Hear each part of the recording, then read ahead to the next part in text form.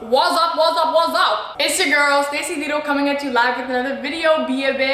As you guys can see, I'm like in a different place.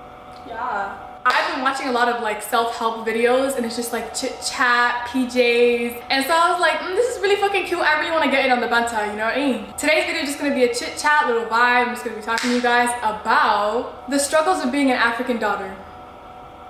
Yeah, this is quite the topic to talk about. I'm gonna need some help, so. If you're watching this right now, put on your pajamas, grab a glass of something. Milk, orange juice, Prosecco. Get comfy with me. Let me shut off my AC. That's so annoying. You hear how silent it got? That's what I need. Like, I don't be forward thinking enough. Like, let's get this video started already.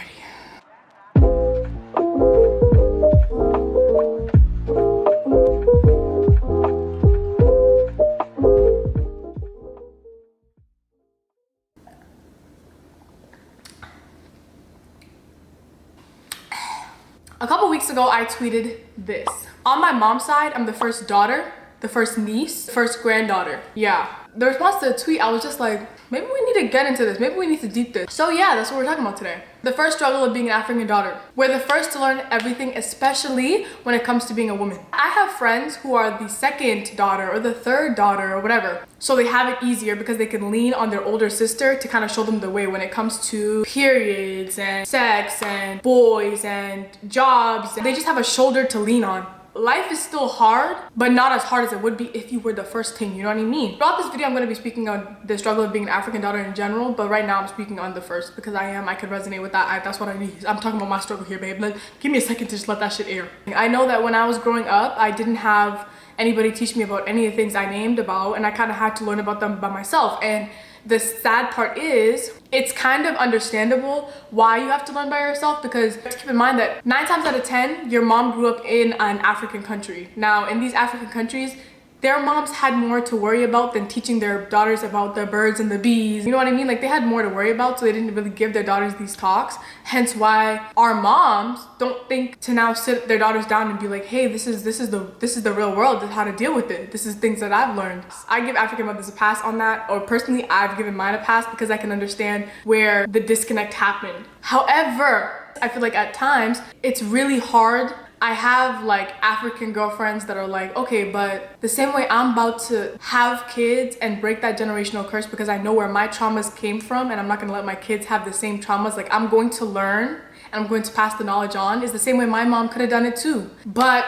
I don't know, I can just understand. Like, I just have that capacity to understand that my mom never got that talk, so I did not get that talk, and it's understandable. So I don't know. If you're an African mom, go have that talk with your daughter. And if you're an African daughter, have a little bit of understanding for the fact that your mom never got that talk too. Number 2, you're alone. Now, this kind of comes from the first struggle because it's like, it's taboo. Like, I don't know about you, but like, there's just some things that I cannot open my African mouth to speak about with my daddy. My daddy? No. Somebody that I know was sneaking back into their house, right? Their dad caught them at the door. Mind you, it's a late hour. Shorty sneaking in, full face of makeup, smells like perfume and ganja. The dad is like, oh, where are you coming from? And she's like, I was getting a tampon from mommy's car. The dad let her go.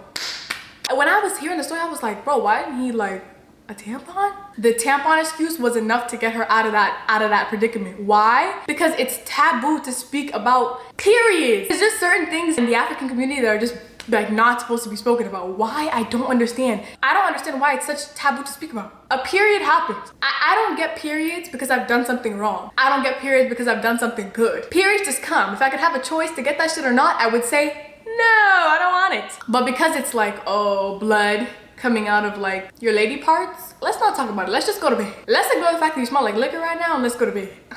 Yeah, anything that has to do with the development of the body, like when you're mature, what is it called? Fucking puberty, sex, drugs, alcohol, coming of age. It's just taboo to speak about, and that's why parents don't speak about it. But in reality, parents, you have to understand that when you don't speak about these things with kids, you make your kids encounter things in the real world by themselves, and that little tidbit of advice that you could have given them to encounter this scenario in the real world would have helped them. And I know so many people that were subject to drugs, drinking, sexual assault because they never knew what these substances could do for them, or signs of sexual assault about to happen, or like what to look out for, signs and symptoms and warnings. They didn't know what to look out for. They're just kind of thrown into the real world. Parents, you push your kids to go to college. There's so many things in college other than books, man. And now your kid, who's heard nothing from your mouth other than study, study, study, is in a party looking at so many things they've never seen before. And it's like, where do I start? How do I know what's good, what's bad? How do I know not to go here, to go here? Unless I try. Then they try, and guess what? They're traumatized for life, and they can't even come to you about it because why? It's taboo to speak about the things. It's taboo. So now your kid is traumatized and they're quiet about it. Sad. Number 3. Responsibilities. And in this video specifically, just because I'm talking about it, I'm gonna narrow it down. Specifically with being an African daughter. Like, what? Listen, I'm gonna list them for you in case y'all not hip, and in case y'all not picking what I'm putting down. Housework. When you find a husband, you have to know how to cook, because if you don't know how to cook, how is he gonna eat? When you grow up, you're gonna have to have kids. When you have a house of your own, you have to know how to clean.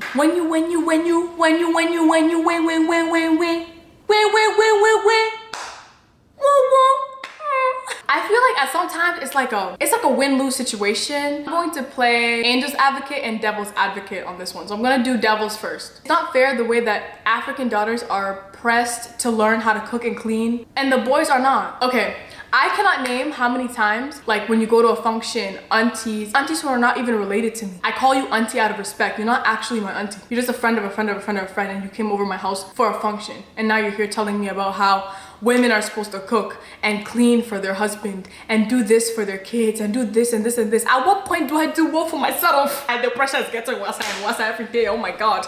Anyways, how about we even it out? Why is it just the women who are supposed to cook and supposed to clean? Now the men in our communities, they're walking around not knowing anything about how to wash a dish. I don't know if this is the subject of the same thing. I feel like I just have more interest in the kitchen than he does because I have a fear of, and honestly, this plays into Angel's advocate. Hold on, Angel. This plays into Angel's advocate because I feel like there's parts of me that's so thankful. Like sometimes okay, right now I'm living in my own house. This is my own house, babe. This is my own house. Sometimes I'm in my own house and I'm like, I'm so grateful that my mom taught me how to cook and taught me how to clean. You don't start cooking this meal until that kitchen is clean. Don't cook your dish in a dirty kitchen. That's nasty. My mom taught me the difference between dirty and clean, and for that reason I have standards that I uphold my kitchen to. I expect to see certain shit in the kitchen, and if I see that your kitchen is looking a little bit I'm not eating at your house. Sorry about it, because that's nasty. I'm actually very grateful for the fact that my mom taught me like how to clean, how to cook. I'm grateful for that because I would never have those little tidbits in my head when living on my own. But it's sad because my brothers don't have the same knowledge. When we're taking Angel's advocate into consideration, I don't think it's my mom's fault with my brothers. My brothers, they just have no interest, like none at all. I feel like the negative part of the responsibility of housework not being evenly distributed between the male and female like children, the females have to just look like their goals are set so low. Like you have to learn how to cook, you have to learn how to clean, you have to learn how to bear children, you have to learn how to, like it's like, why don't you teach me how to be a CEO? Like, that's misogynistic, low key. Number 4, your younger siblings. When I talk to my African friends and cousins and all of them, I can see that this 10, we're sharing this 10. This is weighing heavy here, you know what I mean? We are kind of like the second mom to our younger siblings. We are. I'm gonna speak for me and then I'm gonna speak for where I see, okay? I'm fortunate enough to come from a family that just like, my parents, they're the best. Like my parents are the best that I could ever ask for. They just like, aww. I'm not like a second mom to my little brother because I was forced to be. I'm a second mom to my older brother because I see my mom is working and I could just help her in that way. Like it's not like I was forced. For my younger siblings, I feel as though I have this responsibility on my heart to make sure that his life is good. And if his life goes to shit, I feel like that shit's my fault. I have to pee, yo. Should I pause and come back? I'm gonna pause and come back, hold on.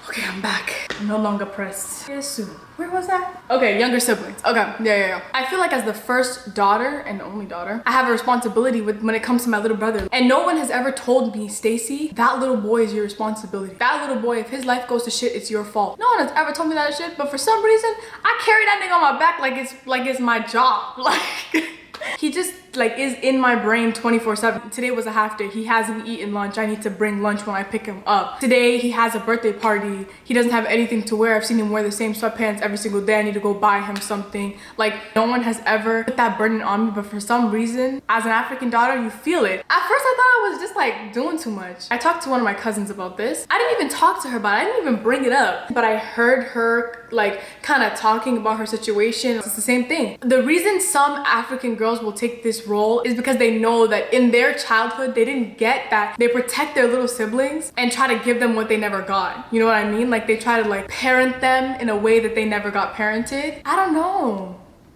why we do this. Okay, this one, oh, I know this one's gonna bang. Oh, you know what, just for this one, 2 shots of vodka.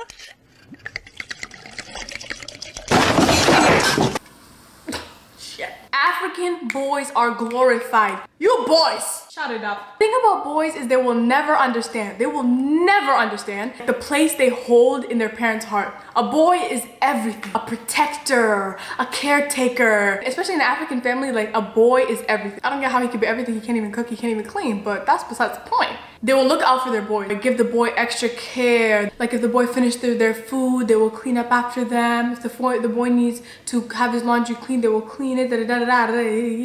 All these things. Now do it for me. Do it for me. This is actually so bad. Like, this is so bad. This one actually needs to be fixed. I don't even know why I put it so far down the list. This one is a problem for you. The African daughter is seen as strong. She can take anything that comes to her. Like, she does not need help. She's strong, she's good, she's strong. And at times I can see where you see that, because maybe we may be conveying ourselves to you as strong. Maybe because we've understood that it's taboo to speak about certain things, so we're not gonna show you weakness. So, like, if I tell you I'm weak, you're not about to sit here and give me a shoulder to cry on. It's gonna be something bad you're gonna give me in return, so why am I gonna show you I'm weak? People think African daughters are so strong they can handle anything that comes to them. Now, African boys, they have this, mommy, help me, mommy. Mommy, about them. And I don't get it. So then the African mother kind of like overcompensates for them. So they see them as this little boy for the rest of their life. Even when they grow up and they get a wife, it's like the wife is not good enough for them. Oh, that girl is not good enough for my son. My son.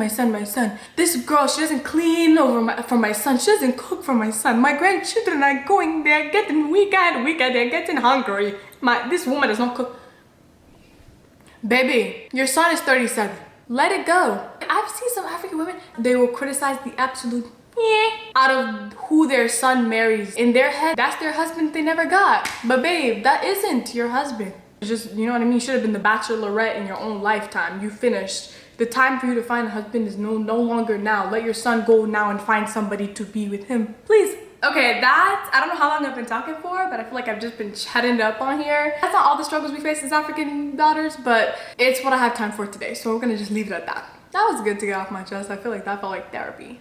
Anywho, I'm just gonna end this video off with some tips that you can hopefully, as an African daughter, take and help yourself, because at times we don't have any help. Here are my tips. This first one is not really a tip, but it's just a reminder you're not alone. There's a lot of people going through the same thing as you, and it may feel defeating at times, it may feel sad, it may feel depressing, but I promise you, you're not the only one fighting through it, and you can find somebody else going through the same thing. You can lean on them, and who knows, maybe they're gonna have something to say that's gonna help you with your struggle. Eventually, you're gonna grow up. You're not only gonna be free from the struggles of being an African daughter, but you're going to kind of see things from your parents' perspective, because you're gonna be like, now I'm an adult going through almost the same kind of things. Like, now I can see why certain things happen. Number 2, protect your boundaries. Protect your boundaries when it comes to your mental. Protect your boundaries physically. In terms of taking care of the people around you, understand that you have to take care of yourself first. Because if you can't take care of yourself first, who's gonna take care of those little siblings?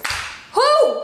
I know it's not your job to do that, but it's like, if you run yourself to the ground with it right now, like, you have to just put yourself first. If you feel like you are mentally debilitated from this shit, do me a favor, shut off your phone for the day, put your phone on D&D, and do a little face mask. Go out, do your nails, splurge, go on a shopping spree, do something for yourself, something that makes you feel good in and of yourself, so that you have the energy to now put it in other people and do what you have to do. My third one was self-care. What I just described was kind of like the physical aspect of taking care of yourself. Make sure that you're journaling. Put your phone down. Talk to yourself. You're not a crazy person. Talk to yourself. Like, you're gonna realize, this is where my trauma comes from. This is where my strength comes from. This is why my mom treated me like this. This is why my dad treated me like this, XYZ. Like, and it will help. Listening to podcasts, being by yourself. Take care of yourself. Take care of yourself. Take care of yourself. I cannot emphasize that enough. Open up your journal, pick up a pen, and just write about how you're feeling. Or, you know what I be doing sometimes? I take my MacBook, go on the photo booth app, and I record myself talking to myself, and I'll just like do whatever it is. If I feel like crying, I'll cry. If I feel like laughing about a situation that happened, I will. It helps me a lot to not only put my feelings out there, but one day I will look back on those videos and be like, damn sis, you are so damn good, sis. You are growing, sis. You are doing a damn good job, gal. My last tip is to just find people in your life that can resonate with the things that you're going through. Find a friend, find a cousin, find an auntie. Like, I have aunties, like you guys saw in my last video. If you guys not watched my last video, watch it. No, actually, I'm actually begging. Like, I'm not even kidding. Click the link right here, or here, on here, here. I kind of opened up to my aunties about like things that are taboo to talk about with your mom or your aunt. And my aunties are so freaking cool. They talked about it with me. In addition to that, find a public figure that you can relate to that talks about the things you're going through. And that's what I've been doing to help myself. So I'm just like passing it forward. I personally listen to the Black Girls Heal podcast on Spotify, Brittany Lee on YouTube, Sarah Jakes Roberts. The ones who I just mentioned don't really have anything to do with being an African gal then. But I hope you guys enjoyed this video. I hope you guys enjoyed listening to me just chat. It was more of like a serious one. I hope you guys enjoyed. Make sure you guys like, comment, and subscribe. And hit the post notification bell down below so you guys get the notification whenever I post, because YouTube likes to play whenever I post. And why? I don't know. Another struggle of being African woman, like, please. Stay tuned until my next video. Let me know in the comment section what you want it to be. And if you're an African girl going through any of the things I spoke about, I love you from the bottom of my earth and the bottom of my earth. You wanna learn? Me lawyer to the thing them be backward them, okay? Toodles!